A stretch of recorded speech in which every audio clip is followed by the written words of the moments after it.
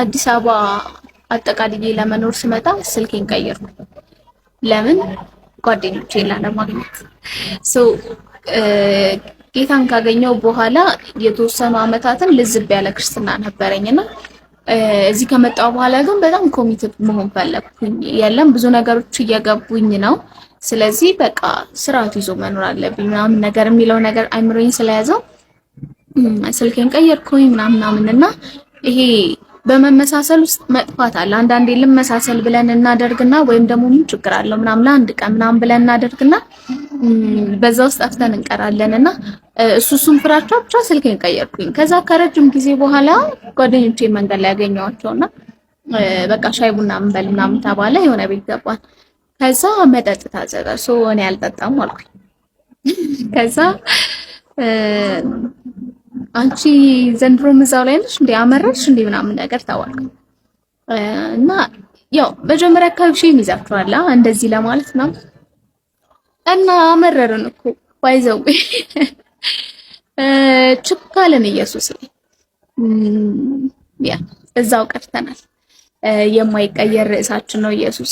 ዘንድሮ ምናምን ተብላችሁ አታውቁም? በተለያየ ይሄ የላይፍ ፓዝ ውስጥ ሆናችሁ ዳንቻ አሁንም እዛ ላይ ነሽ እንዴ ምናምን ነገር ወይ ነው ብዙዎቻችን ተብለናል እንደዛ ለቀልድ ለፋሽን ወይ ሰው ገፋፍቶን ሰው አይተን ምናምን የመጣን ይመስላቸው ተዋት የሆነ ሰዓት ይወጣላታል ተብለን የነበረን ፋሽን አይደለም ኢየሱስ፣ ጊዜያዊ አይደለም ኢየሱስ። ባይዘው በቆየን ቁጥር ፍቅራችን እየጨመረ ጥብቅ እያለን ቸክ እያለን የቀጠልነው እና የማይቀየር ርዕሳችን ነው ኢየሱስ። ይሄ መዝሙር ለመስማት አልጓጓችሁም ወይ? ጥያቄ ነው። እኔ በጣም ነው የጓጓሁት በእውነት። የአልበሙ መጠሪያ ነው። አልበሙ 22 መዝሙሮችን እንደያዘ ሰምታችኋል። ብዙ ሰው ሰምቶታል። ስለዚህ የአልበሙ መጠሪያ ካልተሳሳትኩኝ በዚህ ሳምንት መጨረሻ ፖስት ይደረጋል እና እኔ በጣም በጉጉት እየጠበቅኩኝ ነው። አይ ነው የብዙዎቻችን ታሪክ ነው፣ የብዙዎቻችን መፈክር ነው። ይሄ የብዙዎቻችን በድፍረት የምንለው ነገር ነው። አሁን ላይ በተለይ እያደግን አይደለም የምንመጣው። የማይቀየር ርዕሳችን ኢየሱስ ነው። ኢየሱስ ኢየሱስ ኢየሱስ። ስለዚህ መዝሙሩን ለመስማት እኔ በጣም ጓጉቻለሁ። ዘምዬ እንኳን ጌታ ረዳሽ፣ እንኳን ጌታ ይሄንን እድል ሰጠሽ። ተባረኪ። ስለ አልበሙ ደግሞ በሌላ ቪዲዮ እመጣለሁ። የምርቱ በሌላ ቪዲዮ እመጣለሁ።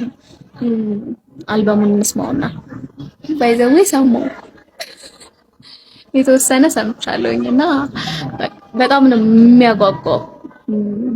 ብቻ እግዚአብሔር ይመስገን ይሄንን እድል ስለሰጠን። ይሄ ሳንመርጥ የለም በቃ በድፍረት ልባችን ሙልት ብሎ የምንሰማቸው ዝማሬዎች እግዚአብሔር አበዛልን። እግዚአብሔር ይመስገንና የማይቀየር ርዕሳችን ነው ኢየሱስ። ወዳችኋለሁ። ተባረኩ ባይ ጌታ ኢየሱስን የግል አዳኝ አድርጌ በተቀበልኩ በ8 ወር በ9 ወራቶች ልዩነት ውስጥ አጎቴን አገኘሁ። ባህር ዳር አጎቴ ባህር ዳር ላይ ቤት አለው፣ መኪና ነገር አለውና እንዲህ አለኝ። ፎቶ ቤት ሰራ ነበር አስታውሳለሁና ያኔ ነው ያገኘኝ። አጋጣሚ ፎቶ ቤት ላሳጥብ በሄድኩበት እና ማርያምን እንደ ካድካት አውቃለሁ አለኝ እና በጣም አዝኛለሁ። ከአባትህ ጋር ተነጋግሬያለሁኝ። አሁን እኔ አባዱላ መኪና ገዛላለሁ። ብርቅ ነበር ያኔ አባዱላ መኪና ገዛለሁኝ። ረዳት ሆነህ 1-3 ወር ወይም 6 ወር ትሰራለህ። መንጃ ፈቃድ አወጣልህና ከዛ በኋላ መኪናዋን ይዘህ አንተ ትሰራለህ ከደብረ ማርቆስ ባህር ዳር አለኝ ማለት ነው። ይሄንን ግን ማደርግልህ አለኝ መኪናዋን ምሰጥህ ላንተ እንድትሰራባት ኢየሱስን እንድትተው ፈልጋለሁ፣ ከጴንጤነት እንድትተው ፈልጋለሁ አለ። በዚሁ አጋጣሚ ኦርቶዶክስ ለሆኑ ሰዎች ሜንሽን አድርጉላቸው። ይሄንን እኛ ኢየሱስን የተቀበልነው ቀራቅንቦ ፍለጋ አይደለም፣ የዘላለም ሕይወት ሚስጥር ስለገባን፣ የዘላለም ሕይወት ትርጉሙ ስለገባን፣ በሰማይ ያለው የመጨረሻው ሕይወታችን ግድ ስላለን ነው እንጂ የሆነ ሴት ፈልገን የሆነ ቀራቅንቦ መኪና ፈልገን ወይም ቤት ፈልገን ዶላር ፈልገን እንደሚባለው ከኮርኔስ ገንዘብ እየተንጠባጠበ ያንን ለማግኘት አይደለም እኛ ጴንጤ ይሆን። እኔ ለምሳሌ እንደዛ ይሁንኩት እንደዛ ፈልጌ አይደለም፣ የዘላለም ሕይወት ትርጉሙ ስለገባኝ። ስለዚህ ይህንን ማደርግልሽ ጴንጤነትሽን እንድትተይ ነው። ይህንን ማደርግልህ ጴንጤነትክን ከተውክ ነው። ጴንጤነትክን ካልተውክ ግን በፍጹም ይሄን አላረግልም ብላችሁ እምታባብሉ ኦርቶዶክሶች፣ እምታባብሉ ከሌላ ሃይማኖት ያላችሁ ከጴንጤ ውጭ ያላችሁ ሃይማኖቶች ምንድነው ይሄ? ይሄ እኮ ህይወት አይደለም። ህይወት በገንዘብ አይለካም። ህይወት በሆነ ማቴሪያል አይለካም። ልጅሽ ጌታን ከተቀበለ ወይም ልጃችሁ ጌታን ከተቀበለ በቃ ተቀብሏል። መንገዱን ጨርቅ ያርግለት፣ ሂድ በቃ። ዋናው በሉት፣ ዋናው አንተ በህይወት ኑር፣ ሰላማዊ ሰው ሁን ብላችሁ መርቃችሁ ሸኙት። በፍጹም የማትቋቋሙት ሌላ አንቲክራይስት ህይወት እየመጣ ስለሆነ በክርስቶስ በስላሴ የሚያምንን ልጃችሁ አታሰቃዩት። የእውነት እናቶቼ አባቶች በጣም ነው የምወዳችሁ፣ በጣም ነው ማከብራችሁ። በተለይ ኦርቶዶክስ ተዋሕዶ ቤተክርስቲያን እናቶችና አባቶች ያደግኩባት ናት። ሁሉን ነገር አውቃለሁ እዛ ውስጥ ያለው። ስለዚህ ፍቅራችሁን፣ ቅናታችሁን አውቃለሁ። ግን በእንደዚህ አይነት መልኩ በጌታ የሆነውን ወይንም ጴንጤ የሆነውን ልጃችሁን ወይም ዘመዳችሁን ሪጀክት አታድርጉት። አንድ ቀን ህይወቱን ሊያጠፋ ይችላል። ራሱን ሱሳይድ ሊያደርግ ይችላል። በቃ የእውነት ነው የምነግራችሁ፣ ትጸጸታላችሁ። አመሰግናለሁ። ባባ አቤ የልተን ነው ቸርች በእውነት በቃ ሄዳ የማባበር ስተኛ የማባበር ስተኛ በእውነት የለኝም እኔ ጋር አንተ የማባበር ስተኝ ምን አደርጋለሁ? አንተ ምን ያደርጋለህ? እኔ ለሰው ሊሰጥ አይደለም እኮ እና ባክ ሰጠኝ። ለማለት ሰጣ ነው ታዲያ?